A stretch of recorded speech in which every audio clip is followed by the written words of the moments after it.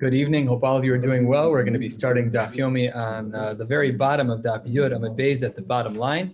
Tonight we're going to be learning Maseches Yoma Daf Yud Aleph and Yud Beis Amud Aleph.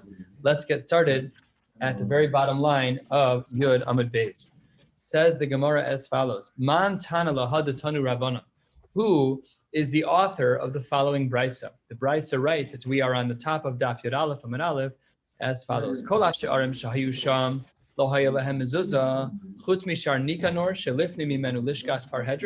Brisa writes that the only place, Kol HaShi'arim, that were in the Mikdash, Lo Haya Lehem Mezuzah, that there was no mezuzah at all, with the exception of Shar Nikanor, and that which was within it, which was the Lishkas Parhedron.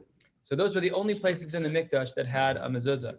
Says the Gemara, who is that like? Is that like the Shita of Rabbi Yehuda that we learned last night, or is that like the Shita of the Rabbanan? To jog your memory, last night we learned the Shita of Rabbi Yehuda that the mezuzah that was in the Lishkas Parhedron was only a din d'Rabbanan. So as the Gemara, 3 lines down, Yud Aleph Amud Aleph, as follows: Lema Rabbanan hi v'lo Rabbi Yehuda. Maybe we should say that Shar Nikanor, which had a mezuzah, must be like the Rabbanan and not like Rabbi Yehuda, that it had a din d'Oraisa status. Why could it not be Rabbi Yehuda? Says the Gemara, di Rabbi Yehuda, he gufa gzeira. That the Lishkas Parhedron itself was a gzeira to have the mezuzah. So if the Lishkas Parhedron was a din d'Rabbanan, so va'ana nekum v'nigzor gzeira l'gzeira, then to add one to Shar Nikanor, another mezuzah is a gzeira l'gzeira. You could, the whole reason why we had the mezuzah in regards to the Lishkas Parhedron, as we saw dramatic language on the bottom of Yud Amud Beis yesterday, so that he wouldn't feel shelo yomru kohen gadol chavush b'veiso asurin. We didn't want him to feel like he was trapped, so we put a mezuzah. Therefore, we also added to Shar Nikanor. That's a double d'Rabbanan, and we don't do that. Ain't goes ring zera, ain't goes ring zera like zera. The Lishkas Parhedron should have, and therefore so now we say Shar Nikanor. That's too much. That's too much. We're not going to go that far to say that there's 2 separate dinei d'Rabbanan in order to prevent the Kohanim from feeling that they were chavush b'veiso asurim. So it says the Gemara lav dafka. We don't have to say that it's only like the Rabbanan and that it's impossible to be like Rabbi Yehuda, because afilu temer Rabbi Yehuda, 5 lines down, Yud Aleph Amud Aleph. How could we say that both Lishkas Parhedron and Shar Nikanor had a gzeira d'Rabbanan status? Kula chad gzeirahi. No, this is often how we get out of this challenge of what do we do when we see 2 things that are gzeira l'gzeira, or at least that appear that way. So the Gemara will often answer that the 2 things that you think are separate are really one gzeira d'Rabbanan, namely, if this brisa at the top of Yud Aleph Amud Aleph is to be like the Shita of Yehuda, it would mean that when they made the Gzeira out of concern of the Kohanim that they should not feel like they're B'veiso Asurin, it applied to both the Lishkas Parhedron and its outer doorway of Shar Nikanor. 6, 7 lines down, Yud Aleph Amud Aleph, the Gemara opens with a brisa. Today is going to be in great part about mezuzah, a little bit about some other sigas, about Negoim, but by and large we're going to be learning about the mitzvah deoraisa of mezuzah. Let's go. Tanu Rabbanan Bisharecha. What does the pasuk mean when it says bisharecha? So it says the Gemara, echad sharei batim, ve'echad sharei chatzeros, houses and yards, ve'echad sharei medinos, to countries, ve'echad sharei ayaros, to cities. Yesh bahen, skip the word chobas, yesh bahen mitzvah lamakom. Mishum shenemar uchsavtam mezuzos beisecha bisharecha. All of those places are included in the mitzvah deoraisa, seemingly, of putting up a mezuzah. So Amar le Abaye le Reb Safra. Hold on one second. Hani abule de mechoza. There was this particular structure, these gates that were outside of mechoza. My time alo abdul rabbanan mezuzah. Why in that case, if this what we just saw in this brisa is correct, that everything, every shahar has to be included, it all has a din of mezuzah, then why were the abule de mechoza? Why were these gates outside of the city walls? Why were they excluded? Why did they not have a mezuzah?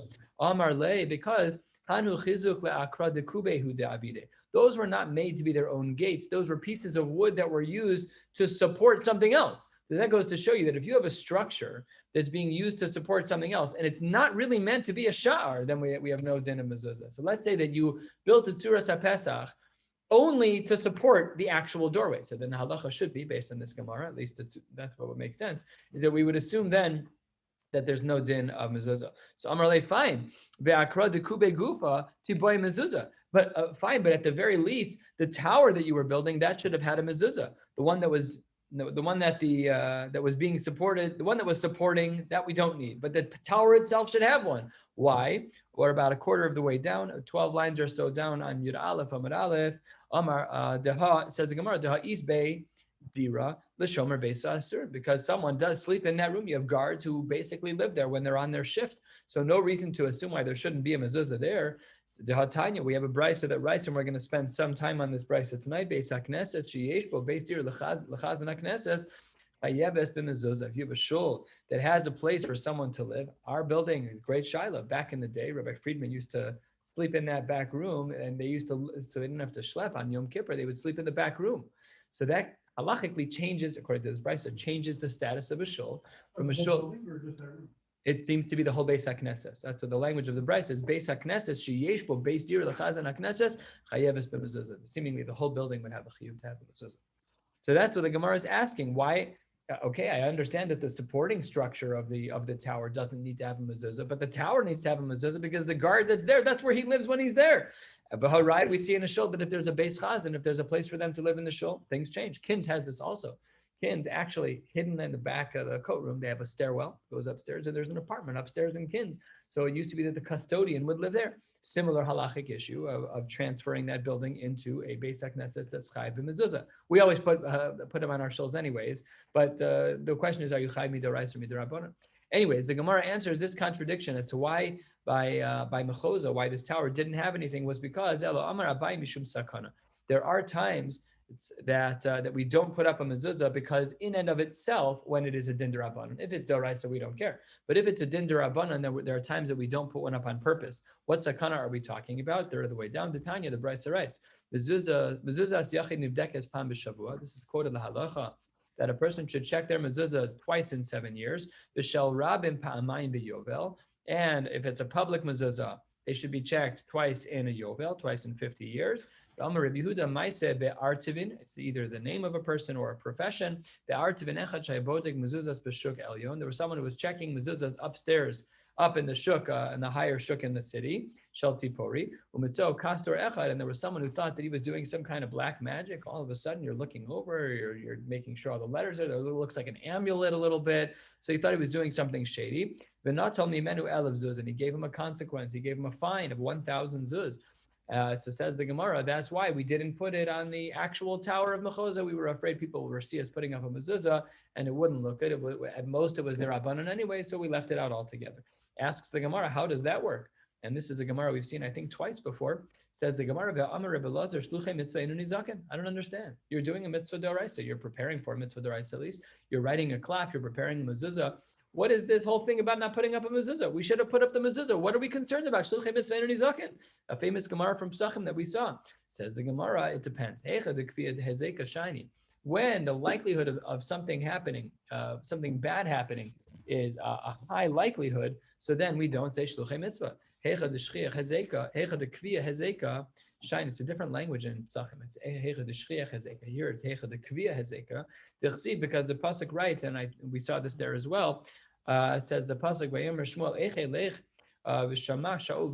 how can I go? And I'm going to go and I'm going to make Shmuel into the king, and Shaul is going to get all angry and kill me. You're right.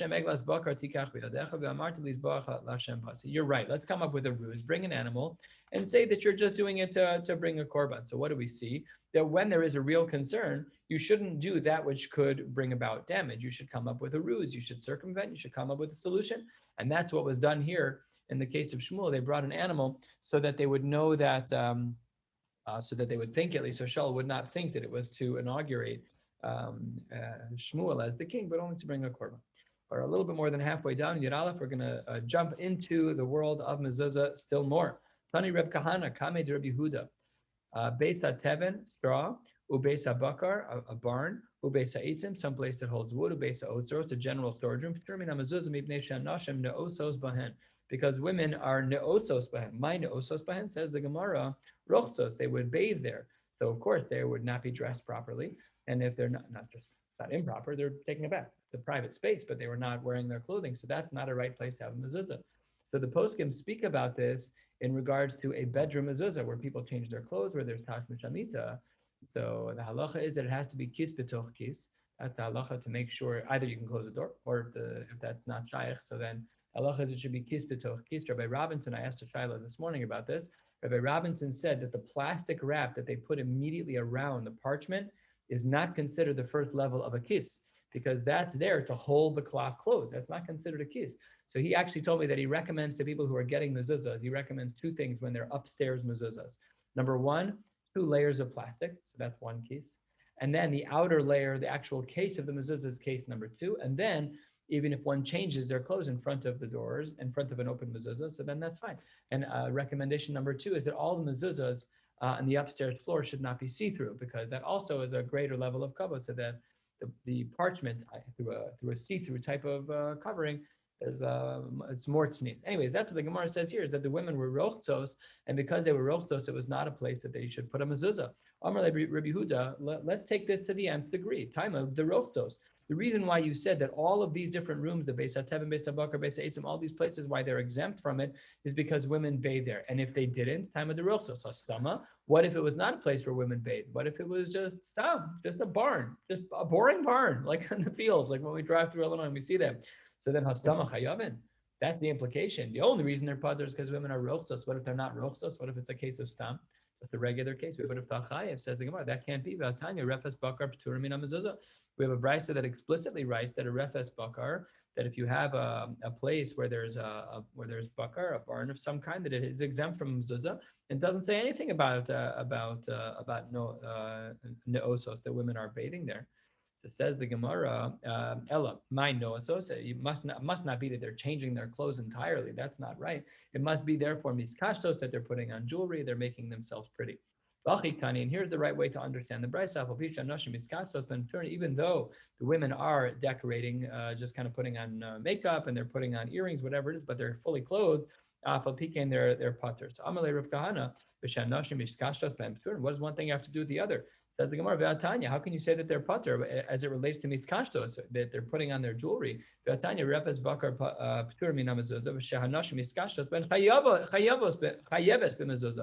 We have another brisa that doesn't agree with your understanding. You wanted to say that it was miskashtos, they were just kind of putting the earrings on, putting the makeup on, but they're clothed, and that they be ptura. First of the long lines, 2/3 of the way down, a little bit more, 3/4 of the way down, Yud Aleph Amud Aleph. But we see here the brisa writes that miskashtos ba chayeves b'mezuzah. What must it be in regards to miskashtos? Says the Gemara, tanoihi. It must be that there's a machlokes tanaim in regards to whether or not a woman who is putting on makeup, a woman who is getting pretty but fully clothed, whether or not that's a reason to be pater or chayiv in mezuzah. Seems to be that that's a machlokes between the tanaim, because we have two brisos that are very explicit about that. One says one way, one says the other. So we're not sure from the brisos, unclear. And says the Gemara, L'didi nami stama tanai. He says, I also think, Rav Kahana says, I also think that there's a machlokes still in regards to stam. Forget about the women putting on makeup. Forget about whether she's rochtos or miskashtos, whatever noosos means. Forget about all of that. Just these rooms in general, there's a machlokes in the Tanaim about it. How so? We're going to learn a brisa, and then we're going to see two different lenses through which the Amoraim understood this brisa. The Tanya, 3 lines into the middle with lines, Yud Aleph Amud Aleph, 12, 15 lines from the bottom. The Tanya, Beisecha, right? The pasuk says, "Uchsavtam amezuzos beisecha v'sharecha beisecha miyuchad lach prat lebeis hatevin lebeis habakar lebeis eitzim lebeis otzar sheptur min hamezuzah." These rooms that are not specific to you, they're for cows, they're for storage. Those rooms are not specific to you, so they should be pater. The yesh mechayiv, and the brisa says, but some say that you are chayiv. And then the brisa continues, be'emes amru beis hakisei, a bathroom, beis haborski, a leather tanner's office. It smells bad. Ubeis hamercha, it's a place where people are showering. Ubeis hatfila, a place where people go to the mikvah. V'shanashim neosos bahen p'turan min hamezuzah. So this brisa is going to be subject to a machlokas between Rav Kahana and another Amora whose name and Rabbi Yehuda. So it says the Gemara 5 lines into the middle with lines. Rav Kahana matar satayme, Rabbi Yehuda matar satayme. Each of them have a brisa. This doesn't really work for either of them. So they're each going to re-explain this brisa line by line. Says the Gemara as follows. Rav Kahana matar satayme. How does Rav Kahana understand this brisa? Let's tear it apart piece by piece. Beisecha.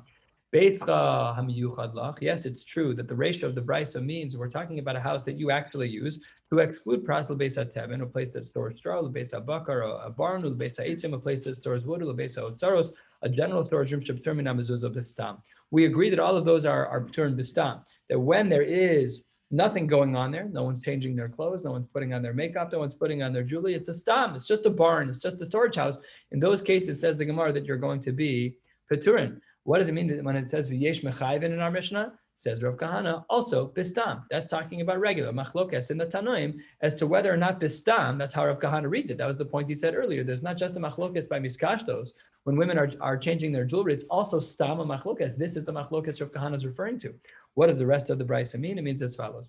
First of the very long lines, end of line, ve'emes amru, beis hakisi, beis haborski, beis hamerchatz, beis hatfila, a bathroom, a tanner's office, a beis hamerchatz, a place where one showers, where one goes to the mikvah, v'shehanashim ne'osos behen, and a place where women are ne'osos, and the Gemara interjects, umay ne'osos rochsos, where we assume that here, taka, the seifa of this brisa, we are talking about a woman who is bathing. So then, p'tur min mezuzah. So that's how he reads the whole brisa. There's only one problem. Ihachi, if you're saying that a woman is that ne'osos means rochsos, hainu merchatz. Isn't that the same thing? If ne'osos is that a woman is bathing and merchatz is bathing, so then the way you translated ne'osos in the brisa creates for a contradiction in terms, because you have the word merchatz, which means merchatz, and you have ne'osos, which means merchatz, so that doesn't work. It says the Gemara. No, the Gemara is coming to teach you something very important. 7-8 lines from the bottom of the page. Why does this brisa, according to Rav Kahana, why does this brisa say beis hamerchatz and ne'osos, a place where women are rochtos? It seems to be the same thing. Ashmuinan, says the Gemara, that's to teach us a very important halacha. Ashmuinan, to teach us the merchatz the rabbim, v'ashmuinan merchatz the yachid. They're to teach us different things. One is a merchatz, is a bathhouse that's used for the masses, and the other is one that's more of a private type of bathhouse. The Salkadai to Chamina, I might have had a Havamina to assume Merchatz to Rabim Denafish Zuamehi, that when you're talking about a Beis HaMerchatz, there's a lot of people there, it doesn't smell very good there. That's what Zuama, it smells gross there, it smells disgusting there. What? A locker room. It smells like a lot. It's a perfect example, Michael. Thank you. It smells like a locker room. So then, the Salkadai to Chamina Merchatz to Rabim Denafish Zuameh, that's where you're going to be putter, but from mezuzah. But maybe I would have thought about merchatz tiyachid lo nafish damei melechai b'mezuzah. I would have thought that if it's only the bathhouse of one person, it's a beautiful, gorgeous bathroom. You're the only one who uses it. It doesn't smell like a locker room. I would have thought lechai b'mezuzah kamash malan. That's why, according to Rav Kahana, this Mishnah has two references to merchatz. It says merchatz mamish beis hamerchatz, and then it says nashim ne'osos. Why does it say both are the same thing? One teaches us about yachid, one teaches us about rabbim, to make sure we don't exclude the case of a yachid, because of the person who's a yachid, one person can only smell so bad. You take a shower, the smell goes away. But when you're in the locker room, I've been in locker rooms before, they don't smell geschmack. So that room should be pater from mezuzah. It should be pater from mezuzah for 100 reasons, but it's certainly pater from that front. So it says the Gemara, you might have thought Havamina that by a yachid you would have been chayiv kamashmala. But now how does Rabbi Yehuda understand this very same brisa, the one that we just spent the last 7-8 lines analyzing from the lens of Rav Kahana? Says the Gemara as follows, 6-7 lines from the bottom, Yud Aleph, Amud Aleph. Rabbi Yehuda Matar Taime, how does he understand the brisa? Hachik Tani, this is shot in the brisa. Beisecha. What does the word Beisecha mean in the pasuk in Shema? Beisecha meyuchad lach prat lebeis hateven ubeis habakar ubeis ha'etzim ubeis ha'osor sheb'tum min hamezuzah afilu miskashtos. So he learns the first part that it's about miskashtos. That he says that in all of those different rooms, the beis hateven where you hold the straw and the barn and where you hold the wood and the general storage rooms, they're all pater, even if a woman is going to be putting on her makeup or putting on jewelry. Already, that's how Rav Kahana and Rav Yehuda learn this brisa differently. They say that according to Rav Kahana, the whole Reish is talking about a stama, a regular case where the room is being used for boring uses, what it's called for, Beis HaBakar, it's just a barn. Here we're saying that it's being used as a place where women put on jewelry, where women put on their makeup. So that's how Rabbi Yehuda understands the Reish. Aval b'stam, and this is a big machlokas. Rabbi Yehuda says there is no machlokas in regards to stam. Divrei HaKol Pater, everyone agrees that a barn is a barn. It doesn't require a mezuzah. So outside my house, I have a little shed, a little Rubbermaid thing. It's like 6-7 feet by 70, whatever it is. So according to this, you don't need anything. It's just a storage room. It's Dalet al. So what? Who cares if it's Dalet al Dalet? It's not really deer. Nobody lives out there ever. Nobody sleeps in there. I hope nobody sleeps in there. That's definitely not what it's for. So that's what the Gemara says. That's how Rabbi Yehuda understands this brisa. And continuing with the seif of the brisa, how does Rabbi Yehuda understand this? 4 lines from the bottom. These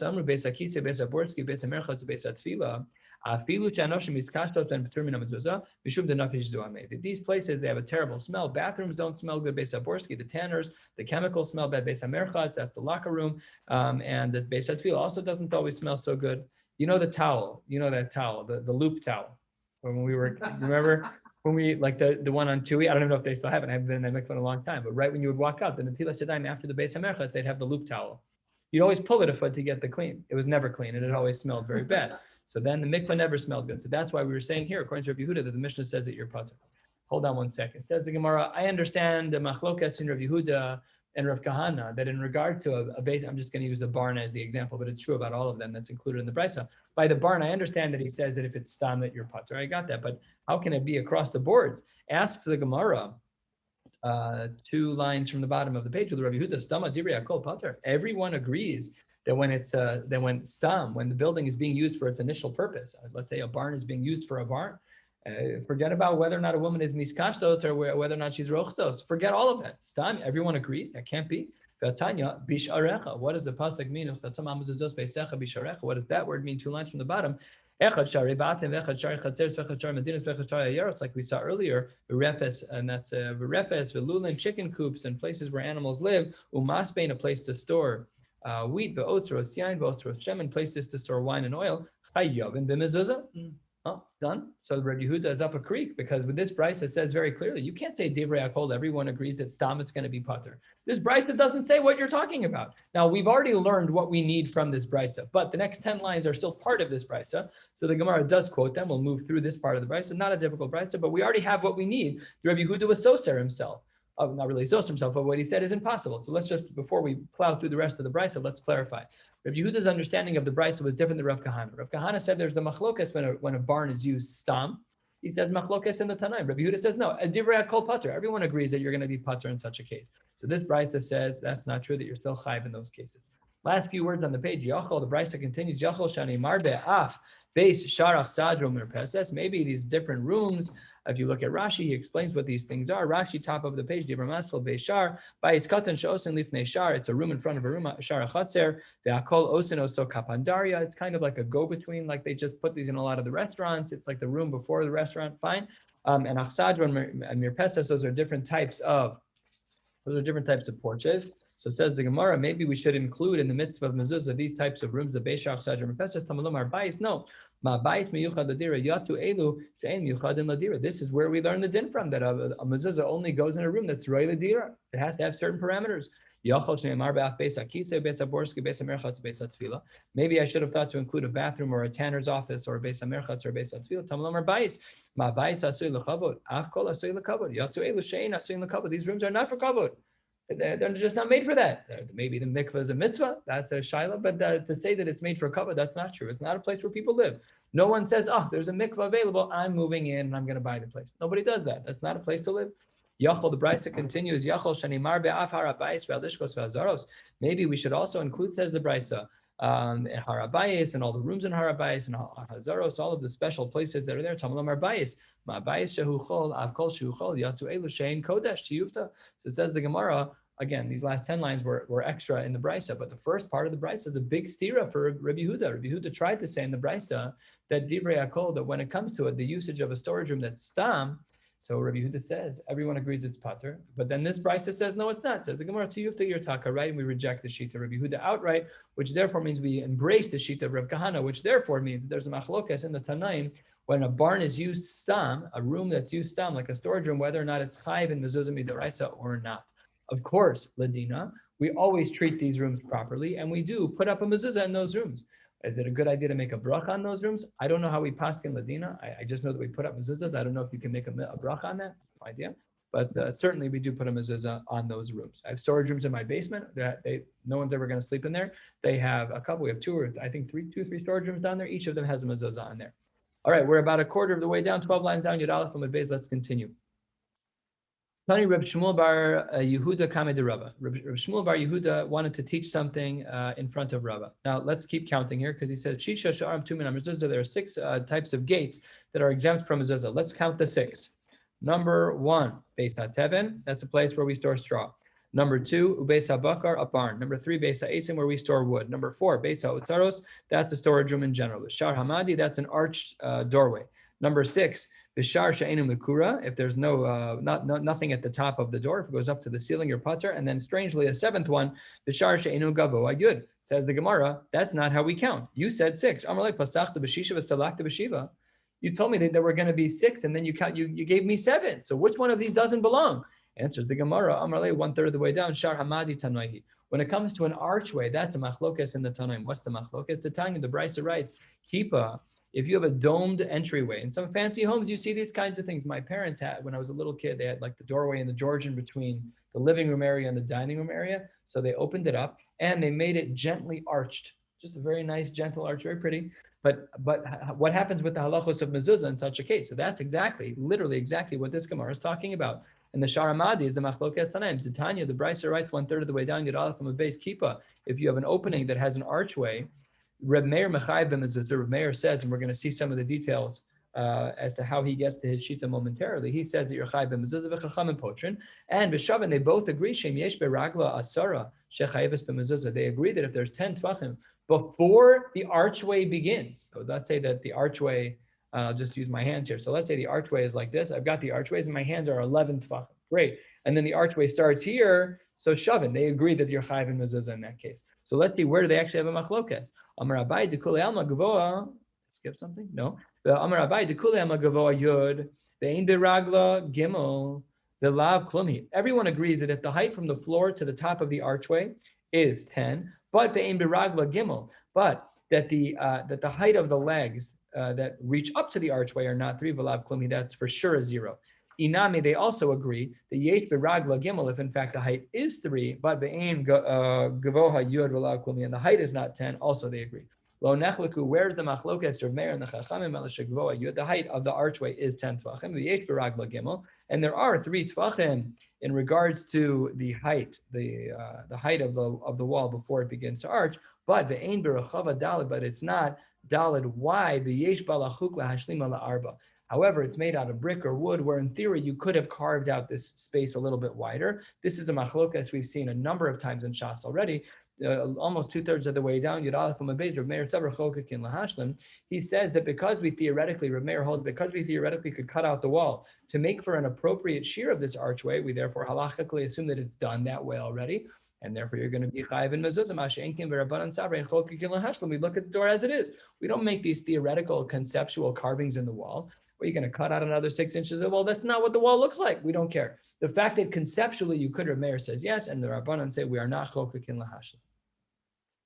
Says the Gemara, let's say that a house is owned in partnership, or let's say that a woman owns a house that a man doesn't own. Tana Rabbanan, Beis HaKnesses, Beis HaIsha, Beis HaShutfin, Chayeves b'mezuzah. If you have a shul, and if you have a house that's owned by a woman, or if you have a house that's owned by partners, it's Chayeves b'mezuzah. Says the Gemara, what all of us are thinking. Thank you very much, Pshita. We know that that's true. Says the Gemara, no, ma'udetema beisecha v'lo beisa, to make a diuk. Maybe we should have learned the pasuk that there should be a diuk between beisecha and beisa to exclude her, and beisecha v'lo batehem. And maybe we should also look at the word beisecha in the singular to exclude the plural, that if you own a house b'shutfus, maybe it should be pater from mezuzah from beisecha, because that's a singular usage of the word. So it says the Gemara, kamash malan, that that's not true, that in all cases you're chayiv. Asks the Gemara, ve'machanami, why can't you learn pshat that way? It is a possible way to learn the psukim that way. Why aren't we excluding women from the mitzvah of mezuzah if they're the sole owners of a house? And why aren't we excluding people who are partners in a house? Says the Gemara, a beautiful answer, an important answer. Omar Kra, because we have a pasuk in Chumash, the pasuk in V'hayoim Shema, Lema'an yirbu yimechem v'imei v'nechem. When one keeps the mitzvah of mezuzah, we are granted a longer life. So says the Gemara, Hani ba'u chaye, v'hani lo ba'u chaye. What, only some people want to have a long life? So the people who are the men here who are included in the mitzvah, so they want a long life, but the pasuk, it's not mistaber that the pasuk would exclude women and partners. Why would they want to be excluded from the mitzvah? Pashat that they don't want to be excluded. So it says the Gemara, we don't care who the owner is. It can't be that the word beisecha is to exclude people from the mitzvah of mezuzah, because the mitzvah is dafka l'man yibrim mechem v'mechem, and then as said, why would only some people want life? So it says the Gemara, well, if that's true, then what do we do with the word beisecha?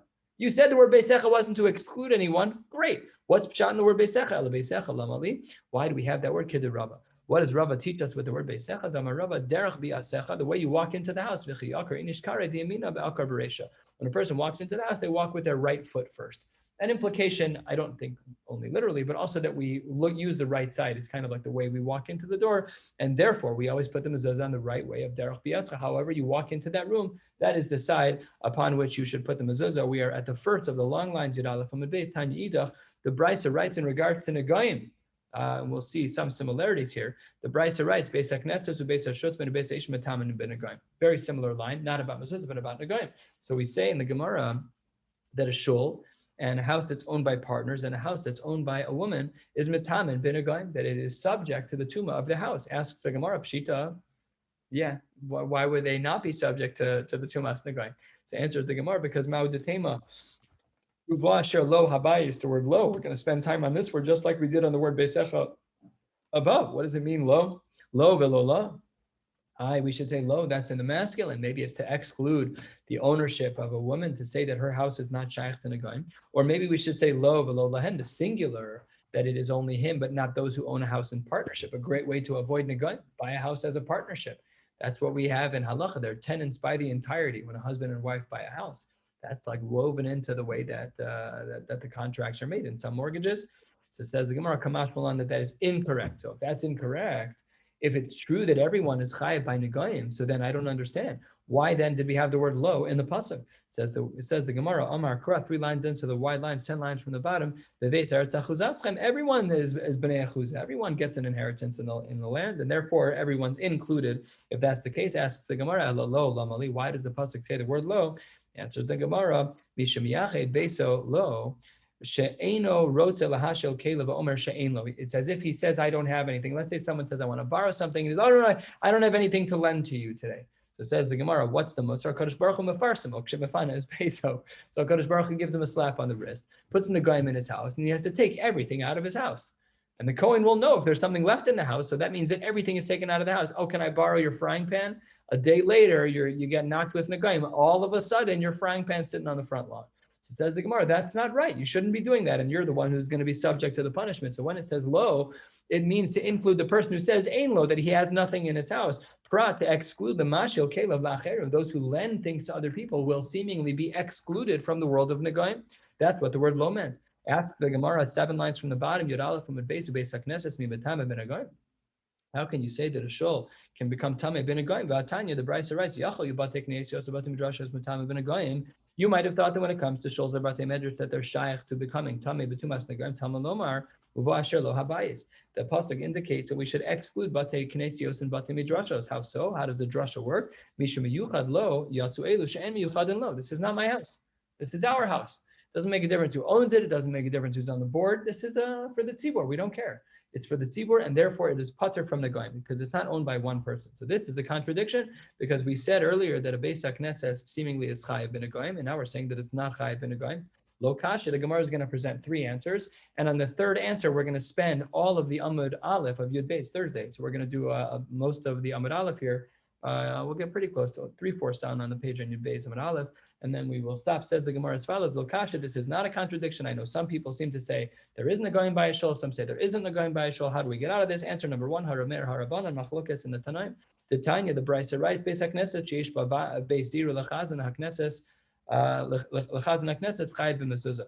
So according to the Gemara, everyone seems to agree that if there is a chazan who lives there, that it's chayav b'mezuzah. Now, what happens with she'ein ba beis dira? Let's say that there is no apartment in the shul. Our shul doesn't have an apartment anymore. So it says the Gemara, in such a case, that's where we have the machlokas, Rav Meir and the Chacham. Rav Meir Machayev, the Chacham and Poter. Rav Meir says, Afal there's no base here in the shul, you're still going to be chayav, and the Chacham say you're Poter. So that's answer number 1 as to how we could see a difference between Rav Meir and the Chachamim in regards to whether or not a Beis HaKnesses is shaykh to the goyim. Answer number 2, and really everyone agrees to the sheet of the Rabbanan that you're pater in a case when there's no base dira in the shul. V'lo kasha had the east bay base dira, had the less bay base dira, all within the sheet of the Rabbanan, that there is a difference, but it's not Rav Meir and the Rabbanan, it's 2 sheetas of the Rabbanan. One part of the Rabbanan would hold that you're going to be chayiv if there's a base dira, and one part of the Gemara would hold that you are not going to be chayiv, or that there is or isn't a base dira would be the distinction in the sheet of the Rabbanan. Answer number 3, and the one that's going to be subject to a lot of discussion, the bottom of Yud Aleph Amud Beis, last line, the Baisema, Hava Hada Less Be Beis Tira. Everyone agrees that it's a shul that doesn't have a Beis Tira. Turning to the top of Yud Beis Amud Aleph, Hada Krachim, Hada Kfarim. One is talking about Krachim. Rashi, Dibra Maskal the Krachim, Shu Makom Shvakim. It's a very public place. Mitzkabtin Shami Makomos Harbe. Vehi Asuya L'chol Haba Lispalel. Vein La Bailam Yuchadim. Everyone at the Shtibel. Everyone owns the shul. Nobody owns the shul, but it's not a place that's shaykh by Nagayim. Mashenkin V'Hada Kfarim. That by the Kfarim, that's a little bit smaller of a place, and there is an owner of the shul, and therefore you're going to be chayav in such a case. I should say that's where you're going to be eligible for Nagayim. Ask the Gemara, question number 1 on this third answer. Udekrachim ein metame b'Nagayim. You said that by krachim it's going to be pater because there's no owners of that. That's not true. This is part of the achuz of Klal Yisrael. Metama ben Agayim, ben Yerushalayim metama ben Agayim. It's true that there are parts of Eretz Yisrael that are pater from the Goyim, and namely parts of Yerushalayim, but everywhere else is shayach by Nagayim, even then, if certainly in the krachim. So how can you say that krachim are not going to have tumas Nagayim? So it says the Gemara. The Brisa continues. Amar Rabbi Yehuda, ani lo shamati ala makom mikdash bilvad. He says, I don't agree that all of Yerushalayim is not eligible for tuma. I only know that the mikdash is not eligible. So it says the Gemara, habate knesios ubate midrashos metam v'nagayim v'afal gabte krachim ninhu. Seems to be from the Gemara that afal pi that it's bekrachim, it's a shtibel. Everybody owns it. Everybody davens there. So then we should say that there's nagayim there. How could you say that you're pater? So it says the Gemara, Ema. We should say instead of the way we understood Rabbi Yehuda initially, that where he says that ani lo shamati ela makom mikdash. Ema says the Gemara 6 lines down. Yubeiz Alev Amar Rabbi Yehuda ani lo shamati ela makom mekudash bilvad. Not the whole Beis HaMikdash area, but a Makom HaKudash, a very sanctified place, maybe to include even a shul. But my kamiflage, what's the machlokas? Says the Gemara, this machlokas is a well-known machlokas, but some of the nuance is not well-known. What is the machlokas? Tanakama Savar Yerushalayim lo nischalko l'shvatim. When the land of Eretz Yisrael was parsed up among the shvatim, so one of the shitas in the Tanaim held that Yerushalayim was not split up among the shvatim. Rabbi Yehuda Savar Yerushalayim nischalko l'shvatim, ubeplukta tahani Tanai. So what is the real machlokas? Tanya, the Brisa writes 1/3 of the way down Yubeiz Alev. Tanya mahaya bechelko shel Yehuda. So we know that it was according to those who say that Yerushalayim was split. It was split between Yehuda and Binyamin. What did Yehuda have? Harabais halishkos v'azaros. That's all he had. Umahaya bechelko shel Binyamin. What did Binyamin have? Binyamin had ulam v'heichal ubeis kodshei hakodshem. And not only that, uritzua haisa yotza michelko shel Yehuda. There was a protrusion from the chelak of Yehuda, and it protruded into the overall area of Binyamin. And what was on that little strip that belonged to Yehuda? Wow, what is chus? You get a little kick out of, like your property line, and then it juts out a little bit, and then that little jut out, the mizbeach is built. You get all the kedusha chabo, and yours shave it. That's amazing. He would love to have swallowed that up in his own property. That's what he really wanted to do. B'chol Yom, every day it was a good kind of jealous. It was kina. So from the Gemara praises him, calls him Binyamin Atzadik. We thought that it was only Yosef Atzadik. The Gemara person is Binyamin Atzadik. Says the Gemara, Shneimar Chofeif Alav Kol Hayom. He dwelt over it every day. That's really what he wanted. He wanted to have that property. Lefichach Zacha Binyamin Atzadik Benase Ushpizcha Negvura. Because he had such a she'ifa for that kurva to HaKadosh Baruch Hu. HaKadosh Baruch Hu gave him a present, and that was the gvura. That's the rest of the pasuk. Chofeif Alav Kol Hayom. And between his shoulders, he will get the Shekhinah. Not literally, but it means that he will have the Shekhinah dwell with him. So it says the Gemara, V'hai Tana, seemingly this, our Tana seems to hold Savar Yerushalayim lo nischalko l'shvatim. The Tanya, what is the Brisa, right? In Maskirin Batim b'Yerushalayim. You're not allowed to rent houses in Yerushalayim. It's not yours, it belongs to HaKadosh Baruch Hu. Rabbi Lazar, Bar, Reb Shimon, correction in the Girsa. I think it's Reb Shimon. Sorry, let me just confirm that before I do. Yep, Bar Shimon. It's close. Rabbi Lazar Bar Shimon Omer Af Lomitos. You can't even rent out beds. Lefichach. Therefore, Oros Kachem Bali Ushbezichnin Nol Benosan Bezro. The people who were shaykh to bring in korbanos and to having the skins of animals would bring home the skins so people could sleep on them. Amar Abai Shmami. No. What do we see from here? Orachar leMishpak Inish Gulpa uMichka leUshpize. It's important that if you have a guest, that what's nice to do is to leave out a pitcher. A gulfa is a pitcher, and also a mashcha, a place for them to lay down on for your guests.